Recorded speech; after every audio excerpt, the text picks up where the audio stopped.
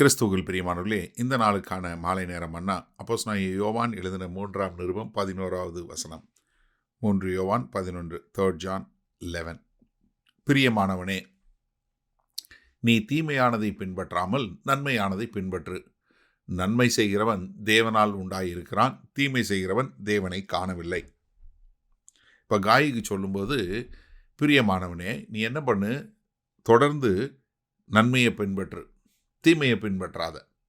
காரணம் என்னென்னா, நான் தேவனால் பிறந்தவன், தேவனை காணாதவன் தான் தீமை பண்ணுவான்.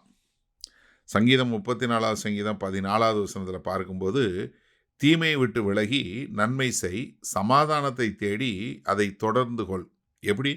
தீமையை விட்டு விலகி நன்மையை செய், சமாதானத்தை தேடி அதை தொடர்ந்து கொள் என்று சொல்லக்கூடியதான். அதே மாதிரி 37வது சங்கீதத்தில் 27வது வசனம் பார்த்தீங்கன்னா, தீமையை விட்டு விலகி நன்மை செய், என்றென்றைக்கும் நிலைத்திருப்பாய். எப்படி? நீ அது மாத்திரமல்ல, என்றென்றைக்கும் நிலைத்திருப்பாய் என்று சொல்லக்கூடிய ஒரு காரியம்.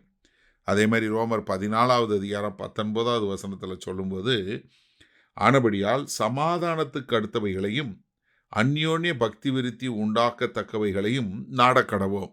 எப்படி? நன்மை செய்வது, நம்ம சகோதரர்களோடு சேர்ந்து இருப்பது என்று சொல்லக்கூடிய காரியத்தில் நம்ம ரொம்ப ஜாக்கிரதையாக நம்ம அதை கடைபிடிக்கக்கூடிய மக்களாக இருக்கணும். அப்படி இருக்கும்போது நம்ம என்ன நன்மை செய்கிறவர்களாய் தொடர்ந்து இருக்கக்கூடிய மக்களாக இருப்போம். அதே மாதிரி தெசலோனிக்க சபைகள் எதுவும் 1 தெசலோனிக்கர் 5:15 ஒருவரும் மற்றொருவன் செய்யும் தீமைக்கு தீமை செய்யாதபடி பாருங்கள், உங்களுக்குள்ளும் மற்ற யாவருக்குள்ளும் எப்பொழுதும் நன்மை செய்ய நாடுங்கள். என்ன தீமை செஞ்சாலும் நீங்கள் தீமை செய்யாதீங்க. எப்படி? தீமைக்கு தீமை செய்யாதீங்க, ஆனால் நன்மை செய்யக்கூடிய காரியங்களாக இருங்க. ஏன்னா அப்படிப்பட்ட காரியங்களை தான் செய்ய கர்த்தர் அழைக்கிறார் என்று சொல்லக்கூடியதான். அதே மாதிரி 1 தீமோத்தேயுவில் எழுதும்போது 6வது அதிகாரத்தில் 11வது வசனம் சொல்லும்போது, நீயோ தேவனுடைய மனுஷனே, இவைகளை விட்டோடி நீதியையும் தேவபக்தியும் விசுவாசத்தையும் அன்பையும் பொறுமையையும் சாந்த குணத்தையும் அடையும்படி நாடு. அப்போ நீ நாட வேண்டியது எல்லாம் என்ன? நன்மையான, அதே சமயத்தில் சமாதானத்துக்கு அடுத்தவைகளை நீதியை கொடுக்கக்கூடியது, தேவ பக்தியை கொடுக்கக்கூடியது, விசுவாசத்தை கொடுக்கக்கூடியது, அன்பையும் பொறுமையும் கொடுக்கக்கூடியது. அப்போ என்ன, இங்கே நம்ம ஒரு காரியத்தை மிக தெளிவாக பார்க்கறது என்ன, நாம் இங்கே காயு தீமையை விட்டு விலகி நன்மை செய்ய வேண்டும். காரணம், அவர் தேவனால் பிறந்தவர். அப்போ தீமையை விட்டு விலக வேண்டும். இது தீமையை பின்பற்றக்கூடாது. நம்ம பின்பற்றுறது கர்த்தராகிய இயேசு கிறிஸ்துவை, நாம் பின்பற்றுறது அவருடைய வார்த்தையை. அப்போ நீ காயுவே, நீ தீமையை பின்பற்றாத. ஏன்னா நீ கர்த்தரோட பிறந்த, கர்த்தரால் தேவனால் உண்டானவன் எல்லாம் என்ன செய்வான்? நீதியை நடப்பிப்பான். ஆனால் தேவனை காணாதவன் தான் அக்கிரமான காரியங்களை செய்வான். அப்போ நீ ஒரு உள்ளார்ந்த மனசில் ஒரு தீர்மானம் எடுத்து நீ நன்மையை பின்பற்ற வேண்டும் என்று சொல்லுகிறார். சரி, இந்த நாளில் இந்த வசனத்தை நம்ம எப்படி எடுத்துக்கொள்வது?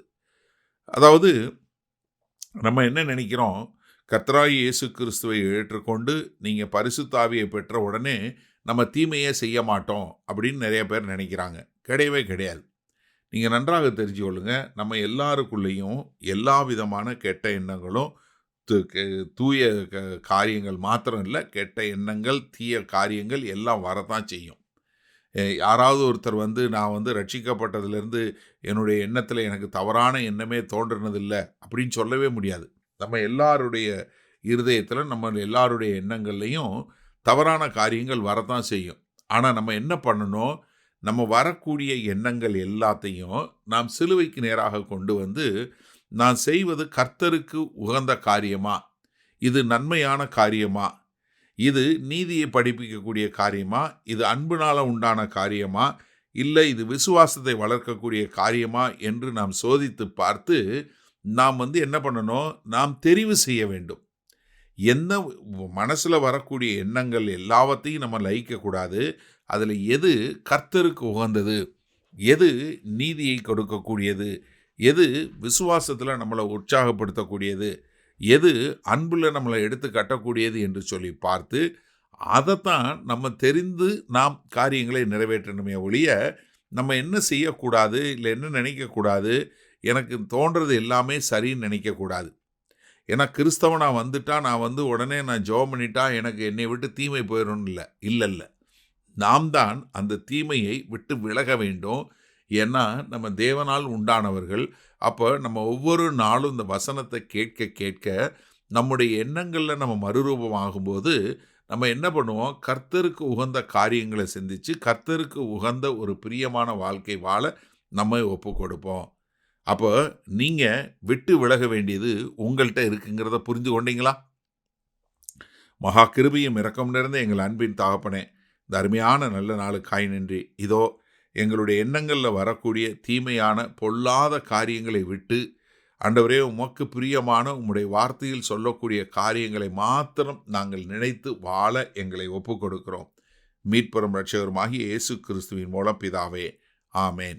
கர்த்தர் உங்களை ஆசீர்வதிப்பாராக. நாம் நாளை காலை தினசரி தியானத்தில் சந்திப்போம். Good night.